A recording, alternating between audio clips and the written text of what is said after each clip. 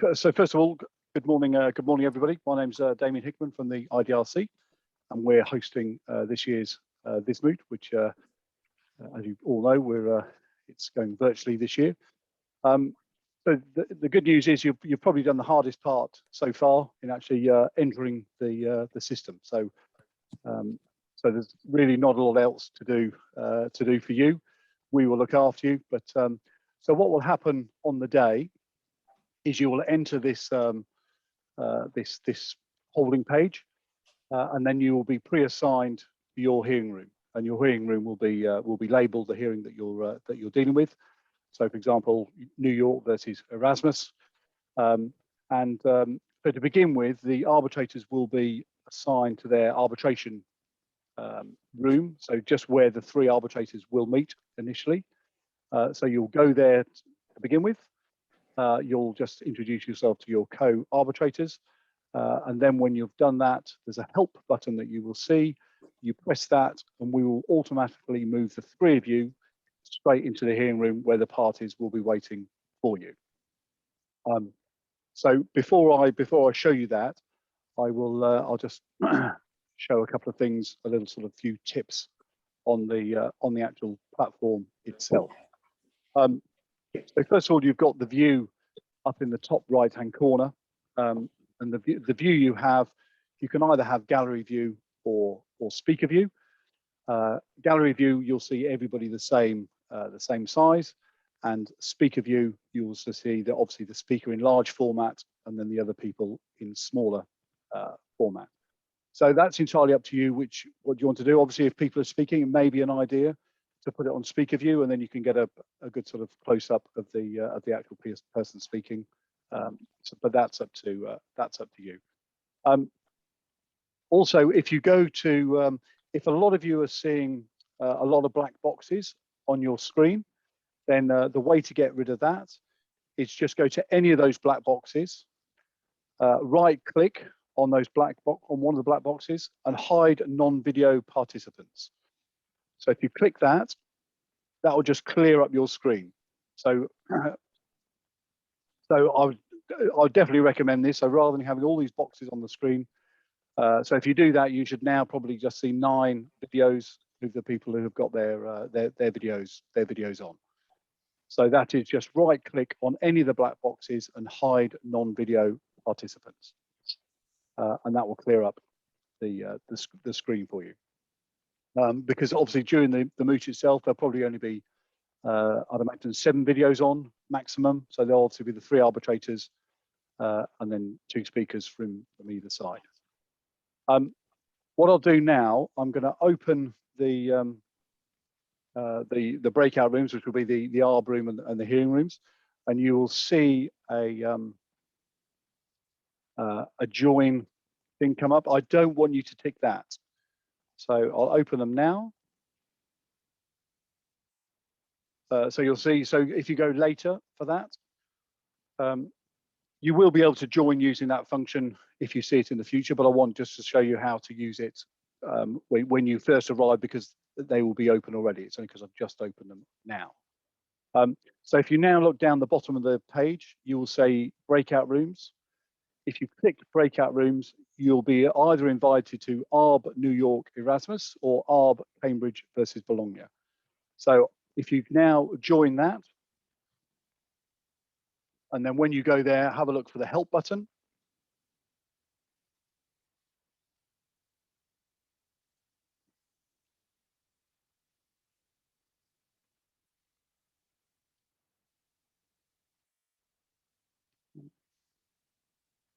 Do you see that, John? So the bottom.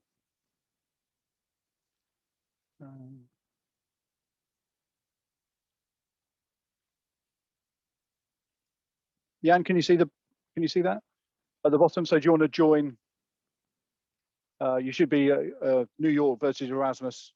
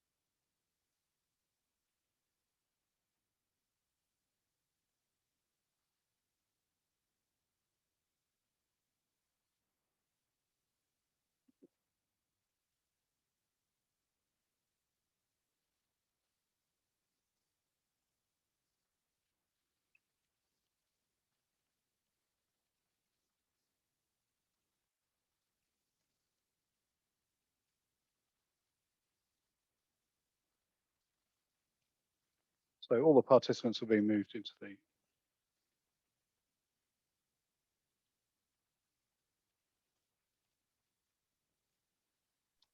We're now back in the main room, right? You're now back in the in the holding room. So I haven't moved. I've stayed where you are. I'm just going to close the rooms so people will come back in. But you saw, first of all, you went into the Arb room, and then you were automatically then moved into the hearing room. Okay, that was the second move. It was, yeah. So basically, Okay. one of your colleagues pressed the help button. Yes, we just tried that. Yeah, and that's the instruction for us to move you into the back into your hearing room, which I'll explain again once I'm joined by everybody else coming back in. Just waiting for two to come back in.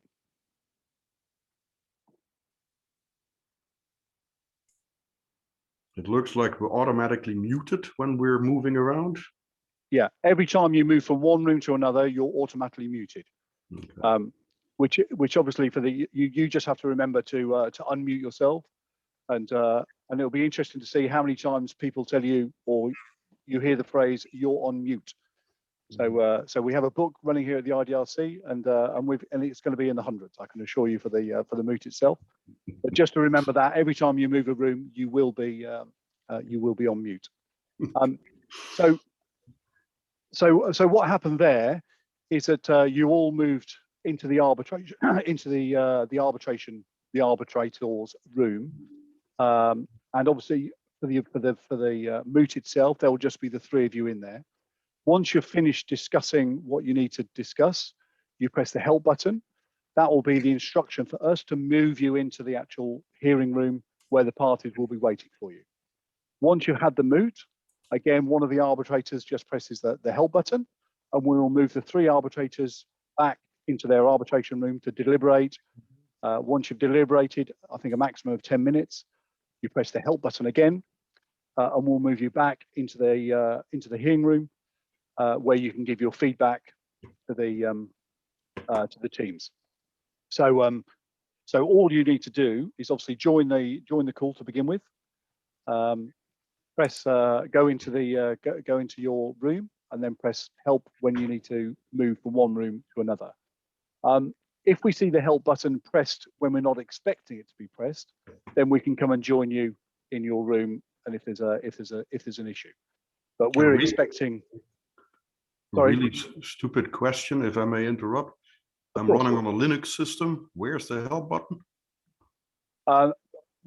If you, it should be down at the bottom, but not now. Okay. Because you're not in the breakout. You're not in the breakout room. Excuse me. This year the hearing will be conducted on iPhone or another mini device, because last year I couldn't did it in phone, only on the laptop. You should be able to do it in either on your phone, on an iPad, or on your laptop. Obviously, I think the preferred is a laptop, because you get sort of more functionality with that. But the most important thing, which obviously you've all done, is to log on to your app first, because the way that we control all of this is Zoom recognizes your emails that you have given the Vis Moot. So we use those emails that so you'll recognize. So that's how you get access to the system. So that's really important that you do that. And then just to with all of you, if you can put ARB after your name, that would help us a lot as well. So it's again, just right click on your own box that you see, or if you don't see your box, you can go to participants and you can see your information there, and then you'll be able to press either more to rename yourself, or just right click on your system there to do that. And that is probably as easy as that, really. So hopefully a lot of you are familiar with Zoom. Damian, sorry, can you hear me, Damian? Morning. I can hear you. Morning, Adrian. Morning, everybody. Just to say, I had a little difficulty getting online. I followed the instruction to go to the app first, And then I had a screen that says enter meeting passcode. So having been through the whole process, that final hurdle was there. Now somehow having redone it and reset it, I'm here. But I don't know whether there's supposed to be a meeting passcode is there as well as everything else. No, you should just get a link all the way through. That shouldn't. Sometimes if there is an issue, or for whatever reason, then we've got a backup plan where we can actually give a password to people to actually get into the system. But the whole point of doing what we're doing is so the whole system recognizes you by your email address, which allows you to join really simply, and then for us to move you around and the system to recognize you. Yeah, I had the same issue actually. Now I joined fairly early on, and it was asking me for a passcode. I spent quite a bit of time uselessly to find that passcode, and then when I tried again, it wasn't there. So it seems to me like that was a bit unstable. Right. Okay. Well, I mean, this is the whole point why we're doing sort of sessions like this to get around that. The thing is, obviously, with Zoom, a lot of people have got so used to just getting a link and pressing the link and going through. But because of the numbers involved with the Vis Moot and the way it works and the way of assigning people to where they need to go, it's something that we've had to sort of introduce for this. And in fact, we're now introducing it to all our hearings as well, because it just makes it a lot easier for everybody. So once everyone gets used to this sort of logging into their app first, and then participating, it just makes it easier. So what do I do if I run into that problem during the moot? I get a request for a passcode and I don't know my passcode. What do I do? You should be able to, if you sign into your app first. So on your system, if you sign into your app, and then when you sign into your app, obviously just make sure you've got the latest update. I think the latest update on the Zoom is currently 5.5.4. So it's a good thing to just update, because you get extra features and it just recognizes you better. So first of all, update your app. But if you're in the app on your device, and then you press the link, you should come in automatically. Damian, given that two of us at least have encountered the same problem, would it be prudent perhaps for you to issue a passcode so that if we are asked for it, we can at least put that in rather than rewind and try to get in? Because, you know, it delayed me by about 10 minutes, I guess. And as my colleague says, we don't want to be faced with that on the day. For sure. The issue then is that you're sort of bypassing the system. And what we don't want people to do is actually bypass the system. So the idea is you'll if you do see that, then we will we'll put instructions out on the system, and we will also, the recording of this will also go onto the system, onto the Vis Moot system as well. So people will hear what people have said as well. So it's what I think both of us who commented on this are after is some kind of instruction. Okay, I get a passcode. I shouldn't have gotten one. I get a request for a passcode. Shouldn't have been there. What do I do? Do I send an email to somebody? Do I call up somebody? Hey, something is wrong. That is what we need to know.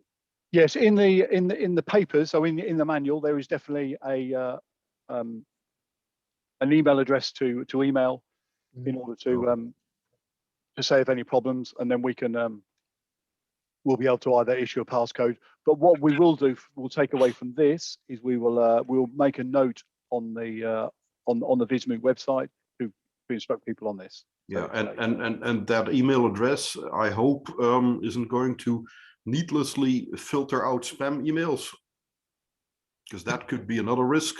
I'm talking from experience, being an engineer myself. So yes, we'll come up with something else for you as well, Martin. We'll have an emergency telephone number for you or something. Okay, thank you. That's helpful. All right, okay. Is there any other questions that people have? Yeah. Yes.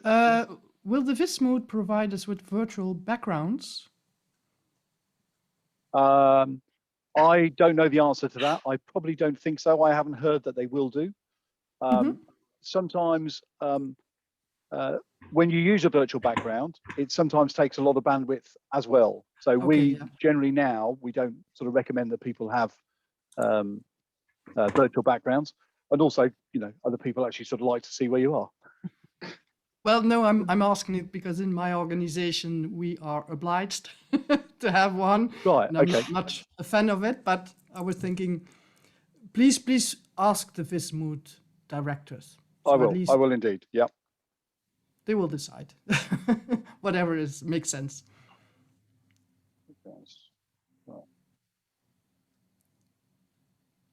As it helps out